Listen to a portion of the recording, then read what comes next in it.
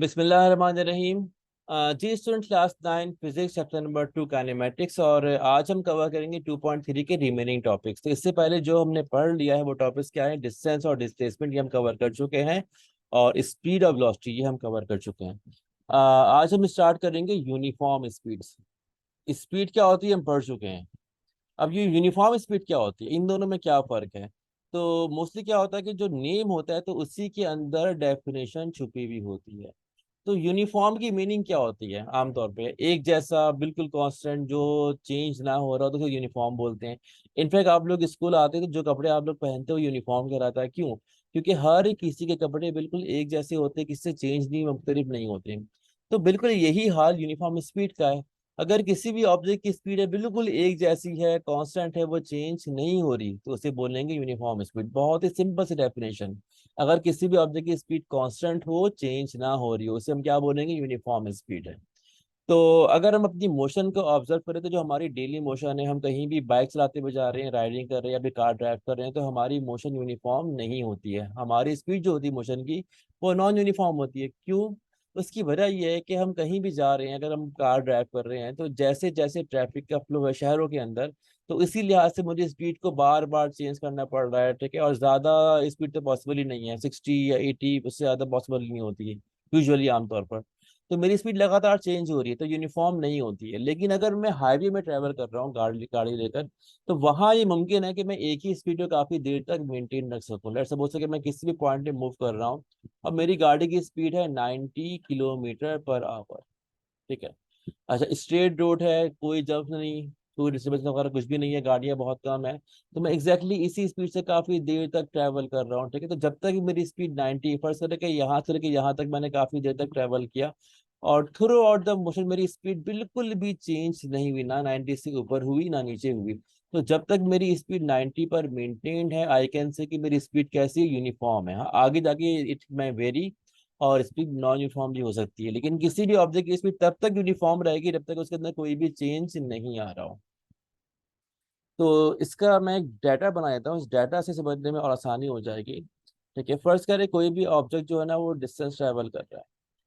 ठीक है, let suppose किसी ऑब्जेक्ट ने यहाँ से इस पॉइंट से चलना शुरू किया, और कुछ देर में ऑब्जेक्ट यहाँ पहुंच गया। तो यहाँ से लेके यहाँ तक ऑब्जेक्ट ने 2 मीटर का डिस्टेंस ट्रेवल किया। अच्छा, अब इतना डिस्टेंस ट्रेवल करने में लेट सपोज ऑब्जेक्ट को टाइम लग गया 1 सेकेंड। अच्छा, वो मजीद ट्रेवल किए जा रहा है। ठीक है, और जब वो मजीद उसने 2 मीटर और डिस्टेंस कवर कर लिया, तो अब उसका जो नेट डिस्टेंस है वो कितना हो गया, 4 मीटर हो गया।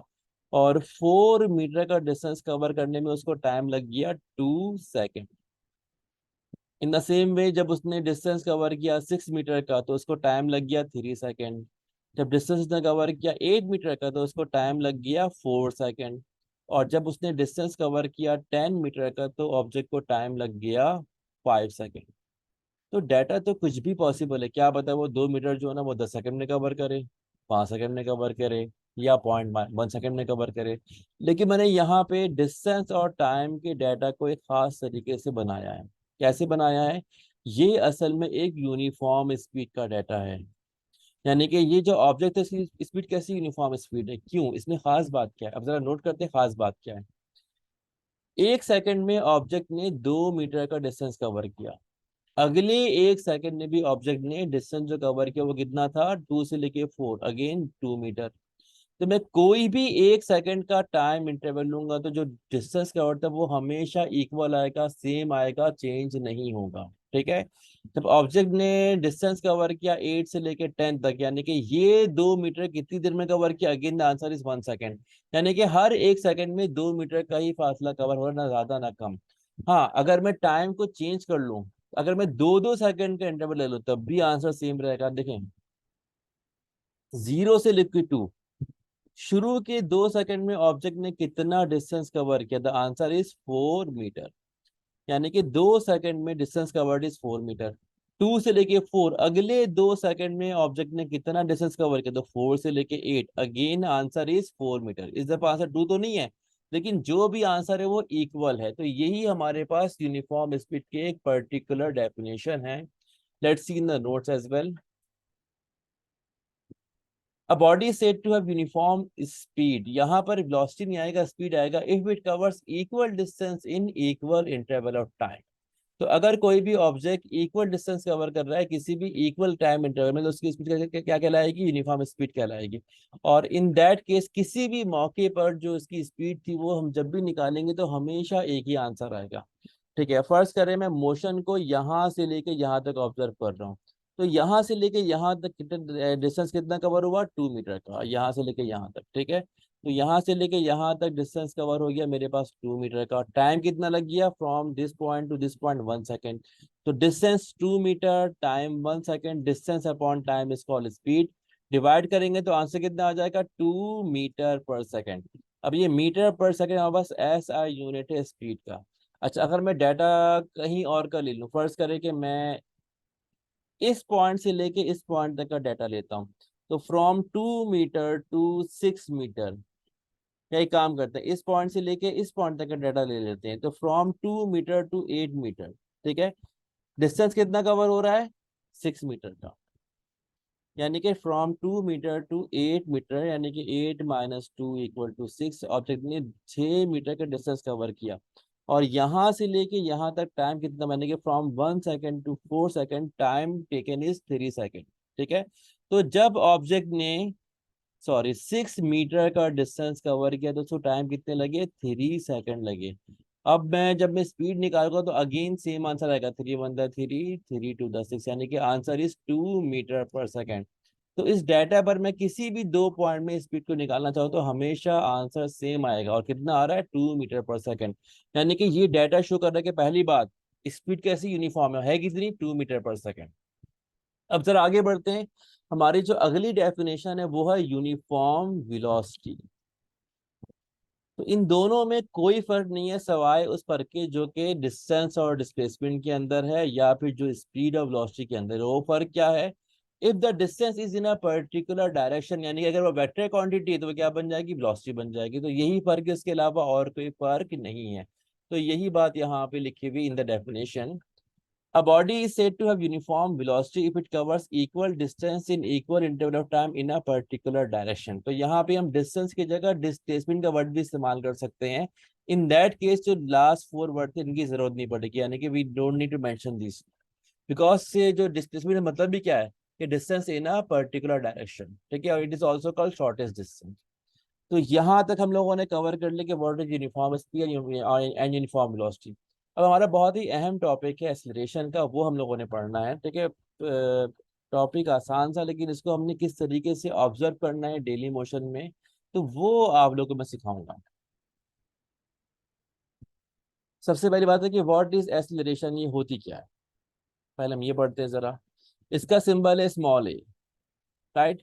अच्छा, अगर किसी भी ऑब्जेक्ट की वेलोसिटी यूनिफॉर्म नहीं है तो मतलब क्या हुआ? वेलोसिटी चेंज हो रही है, कांस्टेंट नहीं है। ठीक है, वेलोसिटी चेंज तो हो रही है, तो वेलोसिटी कितनी जल्दी या कितने टाइम में चेंज हो रही है, वेलोसिटी का change upon time, it is called acceleration. तो ये हमारे पास डेफिनेशन एक्सीलरेशन की। ठीक है, चेंज इन वेलोसिटी, किसी भी ऑब्जेक्ट की वेलोसिटी में चेंज आ रहा है, चेंज इन वेलोसिटी, और कितनी देर में आ रहा है, change in velocity upon time is called acceleration.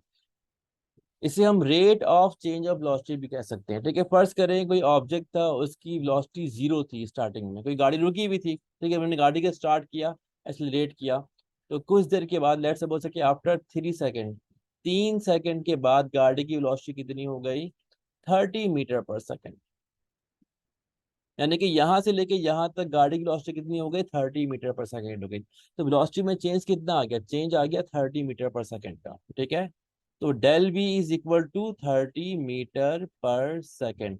और कितने टाइम में आया? 3 सेकेंड के अंदर आया। तो अगर मुझे निकालनी है एक्सीलरेशन, तो मैं चेंज इन वेलोसिटी को डिवाइड कर दूंगा टाइम से, यानी कि 30 मीटर पर सेकेंड डिवाइडेड बाय टाइम कितना? 3 सेकेंड।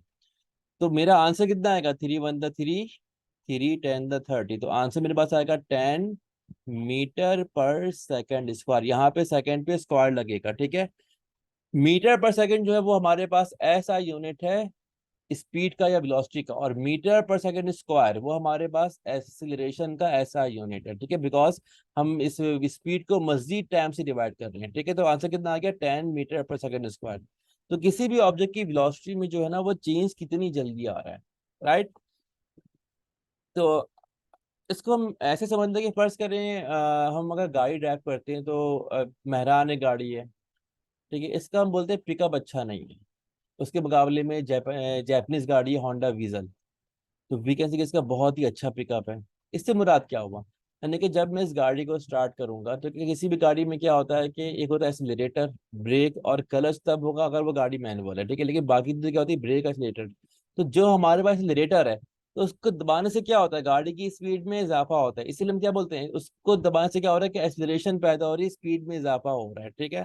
तो अब फर्ज करें कि मैंने मेहरान को स्टार्ट किया, उसको एक्सीलरेट किया, तो वो किसी भी स्पीड को बहुत देर से गेन करेगा। लेट्स सपोज कि मैं चाह रहा हूँ कि इसकी स्पीड जो है ना वो 80 हो जाए, कितनी हो जाए, 80 मीटर पर सेकेंड हो जाए। तो उसको 0 से 80 तक आने में या फिर 100 तक आने में, ठीक है, 0 से 100 तक आने में क्या पता बहुत सारा टाइम लग जाए, मे बी कि उसको जो टाइम लग जाए वो 25 सेकेंड हो, राइट। अच्छा, उसके मुकाबले में अगर मेरे पास वीजल है तो वीजल को मे बी 0 से लेके 100 तक आने में जो टाइम लग जाए क्या पता वो 8 सेकेंड हो, यानी कि 25 से काफी कम हो। मतलब क्या हुआ कि जो मेहरान थी इसके अंदर एक्सीलरेशन कम है, वीजल में एक्सीलरेशन ज्यादा, यानी कि वेलोसिटी का चेंज जो है ना वो कम टाइम पे हो रहा है। यहाँ वेलोसिटी का चेंज जो है वो ज्यादा टाइम पे हो रहा है। तो हम सॉल्व करेंगे तो आंसर मिल जाएगा, यानी कि 100/25 कितना आ जाएगा, 4 मीटर पर सेकेंड स्क्वायर। ये हमारे पास जो है ना वो है मेहरान के एक्सीलरेशन। और यहाँ पे 100/8, अब ये आंसर जो है काफी ज्यादा आएगा। 8 × 1 = 8, 2 कैरी, ये तकरीबन 12.5 मीटर पर सेकेंड स्क्वायर आ जाएगा, 12.5 मीटर पर सेकेंड स्क्वायर आ जाएगा। तो किसी भी ऑब्जेक्ट की वेलोसिटी में कितनी तेजी से चेंज आ रहा है वो कहलाता है एक्सीलरेशन। अच्छा, अब यहाँ पे एक और टॉपिक है, वो टॉपिक है यूनिफॉर्म एक्सीलरेशन का। तो जो फर्क आम स्पीड में और यूनिफॉर्म स्पीड में, वही फर्क है आम एक्सीलरेशन और यूनिफॉर्म एक्सीलरेशन में। इसका भी हम जरा डाटा बनाने का एक काम करते हैं, इसको हम रिमूव कर लेते हैं बाकी चीज़ों को,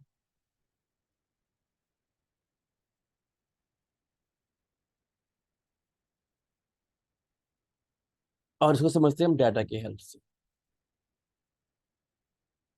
अच्छा, इस दफा जो मैं डाटा बना रहा हूँ वो बचाए डिस्टेंस और टाइम के, वो डाटा है वेलोसिटी और टाइम का, वेलोसिटी और टाइम का।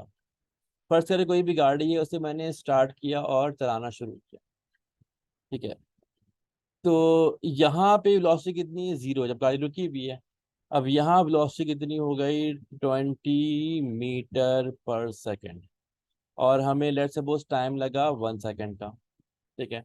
अब यहाँ वेलोसिटी हो गई 40 मीटर पर सेकेंड, और हमें टाइम लगा 2 सेकेंड, और यहाँ वेलोसिटी हो गई 60 मीटर पर सेकेंड, और हमें टाइम लगा 3 सेकेंड का। अच्छा, अब यहाँ भी जो डाटा है, ये डाटा खासा का डाटा, यहाँ पे डाटा जो है ना वो यूनिफॉर्म एक्सीलरेशन का डाटा है, यानी कि जो ये डाटा है वो यूनिफॉर्म एक्सीलरेशन का डाटा है। क्यों, हर 1 सेकंड में जो स्पीड का चेंज है वो सेम आ रहा है, ठीक है। यानी जो स्पीड का चेंज है या वेलोसिटी का चेंज है वो सेम आ रहा है, यानी कि यहाँ से लेके यहाँ तक 20 मीटर पर सेकंड का चेंज आ रहा है, 20 से लेके 40, अगेन यहाँ पे 20 मीटर पर सेकंड का चेंज आ रहा है, यहाँ से लेके यहाँ तक अगेन चेंज कितना आ रहा है, 20 मीटर पर सेकंड का आ रहा है। यानी कि ये जो डाटा है वो यूनिफॉर्म एक्सीलरेशन का कितनी, 20 मीटर पर सेकंड स्क्वायर का डाटा है, राइट। तो एग्जैक्टली सेम कॉन्सेप्ट है जो कि हमारे पास स्पीड और यूनिफॉर्म स्पीड का है, ठीक है। तो अगर किसी भी खास टाइम इंटरवल के अंदर हमारे पास स्पीड का चेंज सेम हो, और we can say constant rate of change of velocity का, तो उसे बोलेंगे कि ये कैसी है, यूनिफॉर्म एक्सीलरेशन है। तो let's see in the definition as well. Rate of change of velocity of an object with respect to time is acceleration, इसकी बेसिक डेफिनेशन है। और उसके बाद uniform acceleration, a constant rate of change of velocity is called uniform acceleration. बहुत ही आसान सी definition है, आप लोग याद कर लें, बिल्कुल एग्जैक्टली सी, बिल्कुल ठीक कहलाएगी, ठीक है। अब यहाँ पे एक कॉन्सेप्ट और भी आ रहा है, मैंने खाली स्पीड के बढ़ने की बात की है। अगर स्पीड कम हो रही है, चेंज तो हो रही है ना, ठीक है, लेकिन स्पीड क्या हो रही है, कम हो रही है, इन दैट केस हमारा चेंज जो होगा ना वो नेगेटिव में आएगा, ठीक है। हम चेंज को निकालते कैसे हैं, हम किसी भी ऑब्जेक्ट को चेंज को कैसे निकालते हैं, चेंज किसी भी चीज में आ सकता है। फर्ज करें कि किसी शख्स का वेट था या मास का वेट था 58 kg। अच्छा, उसने डाइटिंग शुरू कर दी, ठीक है।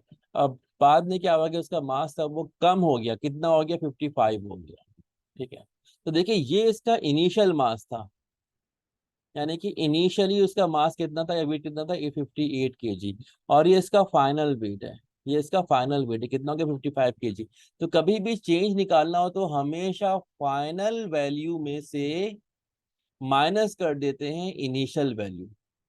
किसी भी चीज का चेंज निकालना हो तो हम क्या करेंगे, फाइनल वैल्यू में से माइनस कर देंगे इनिशियल वैल्यू। तो 55 माइनस 58, तो आंसर कितना आ जाएगा, -3 आ जाएगा। तो यहाँ पर चेंज नेगेटिव में आया, क्यों? क्योंकि चेंज जो है ना वो क्या हो रहा है, चेंज जो है ना उसमें कमी आ रही है, इजाफा नहीं हो रहा, ठीक है। हाँ, अगर किसी का वेट था, लेट्स सपोज वो 60 था, 60 से बढ़ के 68 हो गया, तो उसके वजन में 8 किलोग्राम का इजाफा हो, तो चेंज कितना आ जाएगा, 8 kg प्लस का, यानी कि 68 माइनस 60 कितना आ जाएगा, 8 kg। तो अगर वेलोसिटी है, वेलोसिटी फर्स्ट करें 20 से बढ़कर 25 हो गई, तो वेलोसिटी में चेंज कितना आ जाएगा, 5 मीटर पर सेकेंड का चेंज आ जाएगा। लेकिन अगर वेलोसिटी 25 से कम होकर 15 हो गई, तो वेलोसिटी में चेंज कितना आ जाएगा, -10 मीटर पर सेकेंड का चेंज आ जाएगा। यानी कि वेलोसिटी अब यहाँ पे क्या हो रही, कम हो रही है, चेंज अभी भी आ रहा है, ठीक है। तो अगर किसी भी ऑब्जेक्ट की स्पीड डिक्रीज हो रही हो, तो जो एक्सेलरेशन होगी हम क्या बोलेंगे, it is called negative acceleration. बल्कि इसके तीन नाम हैं, नेगेटिव एक्सीलरेशन, इसको हम बोलेंगे डी एक्सीलरेशन, और इसके लिए एक और बहुत ही इंपॉर्टेंट वर्ड है, बोलते हैं रिटार्डेशन। तो इन तीनों का मतलब है कि जो यहाँ इन तीनों का मतलब एक ही है कि जो हमारे पास जो एक्सीलरेशन है वो कैसी है, वो नेगेटिव में, यानी कि जो वेलोसिटी का चेंज है वो कैसा है, वो कम हो रहा है, स्पीड हमारी, वेलोसिटी हमारी कम हो रही है, बढ़ नहीं रही है, ठीक है। और अगर लिखा हो खाली एक्सीलरेशन लिखा हो, तो इसका बाय डिफॉल्ट मतलब ये है कि ऑब्जेक्ट क्या कर रहा है, अपनी स्पीड को बढ़ा रहा है। तो जो गाड़ी में एक्सीलरेटर है उसको जब भी हम दबाएंगे तो हमारी स्पीड बढ़ेगी। हाँ, ब्रेक मारेंगे तो हमारी स्पीड कम होगी, लेकिन जो हमारे पास एक्सीलरेटर है, ठीक है, वो क्या करेगा, हमेशा स्पीड को बढ़ाएगा। और अगर ऐसी एक्सीलरेशन जहाँ पे स्पीड कम हो रही है उसे बोलेंगे नेगेटिव एक्सीलरेशन या फिर रिटार्डेशन, ठीक है। और अक्सर औकात क्या होता है कि हम ड्राइव कर रहे हैं, लेट्स सपोज मेरी स्पीड 90 किलोमीटर पर आवर है, तो अगर मैं ब्रेक मारूंगा तो उससे क्या होगा, मेरी स्पीड कम होती रहेगी, ठीक है। अब 90 से कम होगी 60 हो गई, तो मेरी स्पीड में -30 किलोमीटर पर आवर का चेंज आ गया, या फिर मीटर पर सेकंड में -30 मीटर पर सेकंड का चेंज आ गया, तो it is called negative acceleration और रिटार्डेशन। अच्छा, ये तो हमारी थी बेसिक डेफिनेशन। इसके बाद जो हमारा जो अगला टॉपिक है वो ग्राफ का है, वो हम लोगों ने कवर करना है। तो अब तक के लिए तो नहीं, अल्लाह हाफिज।